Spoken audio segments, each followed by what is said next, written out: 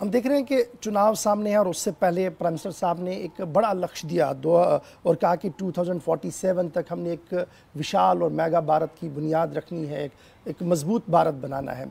लेकिन वीज़ा जब मैं जम्मू कश्मीर की ओर देखता हूं तो जम्मू कश्मीर के लोग आज भी राह तक रहे हैं कि वो डेवलपमेंट और वो विकास उसी रफ्तार से हो जिस तरीके से देश के अन्य राज्यों के अंदर हो रही है। एक तो इसमें कि अब चूंकि डायरेक्टली होम मिनिस्ट्री इस पूरे मामले को देख रही है विकास जम्मू कश्मीर के हवाले से, प्लान ऑफ स्ट्रेटजी क्या कुछ है? देखिए, मैं आपको बताता हूँ, 58,000 करोड़ रुपए की 53 योजनाएं जम्मू कश्मीर के लिए बनाई गई और लगभग 21,000 करोड़ की 9 योजनाएं लद्दाख के लिए बना गई। अब तक 53,000 योजनाओं का 45,000 से ज़्यादा करोड़ रुपए का खर्च हो चुका है जी। प्रधानमंत्री ग्राम सड़क योजना में पहले हर साल प्रतिवर्ष 1175 किलोमीटर रोड बनता था, आज 8,000 से ज़्यादा किलोमीटर रोड बनता है। कहाँ 1100 किलोमीटर, कहाँ 8,000 किलोमीटर।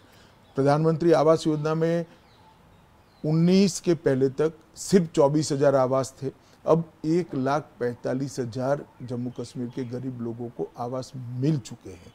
घर में नल का कनेक्शन पहले 5.75 लाख परिवारों के पास था, आज 14.30 लाख परिवारों को घर में नल से जल पहुंच चुका है। 100% कश्मीरियों के पास आज घर में नल से जल आ रहा है और आज पूरे जम्मू कश्मीर के अवाम को लगभग 83 लाख कार्ड वितरित कर दिए गए हैं। किसी भी प्रकार का दर्द हो, मर्ज हो, 5 लाख तक का पूरा इलाज, मोदी जी का फ्री ऑफ कॉस्ट का वादा आज जमीन पर पहुंचा। किसी भी कश्मीरी को 5 लाख तक अपने पॉकेट से 25 पैसा भी नहीं निकालना है। आज भारत सरकार पूरा उनके इलाज का काम देख रही है। ये ढेर सारी योजनाएं हैं, चाहे रोजगारी की हो, चाहे महिलाओं की हो, ढेर सारी योजनाएं वहां तक पहुंची है और इंफ्रास्ट्रक्चर के भी बहुत सारे काम हुए हैं। ठीक है, अब जब हम प्राइम मिनिस्टर साहब की बात कर रहे हैं तो बड़ा इंपॉर्टेंट है कि प्राइम मिनिस्टर मोदी साहब ने 2-3 बार इस बात को दोहराया और 5 अगस्त के बाद on the floor of the house भी कहा कि दिल्ली की दूरी और दिलों की दूरी को कम करना है। क्या आपको लगता है कि इन 5 सालों में जब से 5 अगस्त 2019 का डिसीजन हुआ है, कोई मेजर ब्रेक थ्रू इसमें हुआ कि दिल्ली की? भाई, ये रैली ही ब्रेक थ्रू है। आज़ादी के बाद, मतलब आतंकवाद, दहशतगर्दी बढ़ने के बाद, 85 के बाद किसी भी प्राइम मिनिस्टर की इतनी सफल रैली नहीं हुई। मैं भी कई बार गया हूँ, बारामूला जाकर मैं रैली कर आया। जिस प्रकार से अवाम उत्साह के साथ मोदी जी का स्वागत कर रही है, चाहे वो जम्मू हो चाहे घाटी हो, वो बताता है कि दिलों की दूरी कम हो चुकी है और देश भर से लोगों को, यात्रियों का वहाँ पहुँचना एक बड़ा अच्छा संकेत है। ये जो पॉलिटिकली नरेट किया जा रहा है वहाँ पर विपक्ष की तरफ से कि दिल्ली की दूरी पर कोई काम नहीं किया गया, दिल्ली अभी भी बहुत दूर है और रिमोट से चलाने की कोशिशें की जा रही हैं। देखिए, इसका इमीडिएट जवाब नहीं दे पाएंगे क्योंकि जवाहरलाल नेहरू के समय से जो कश्मीर को देखने की आदत पड़ी है वो बदलते बदलते देर हो जाएगी। मगर देश भर से जिस प्रकार से उद्योगपति वहाँ जाकर इन्वेस्टमेंट कर रहे हैं, मैं आपको बताता हूँ बहुत जल्दी ही ये नज़रिया भी बदल जाएगा। ठीक है, हमसे बड़ा इम्पॉर्टेंट है कि आपने कहा कि ग्लोबल समिट का भी जिक्र किया, G20 का भी समिट का हमें बात सामने आई और आपने कहा कि G20 जैसा कामयाब समिट वहाँ पर हुआ है। अब जब G20 का समिट हुआ है तो क्या इससे युवाओं के रोज़गार के कोई दरवाजे खुल रहे हैं? देखिए, ढेर सारे दरवाजे खुले हैं।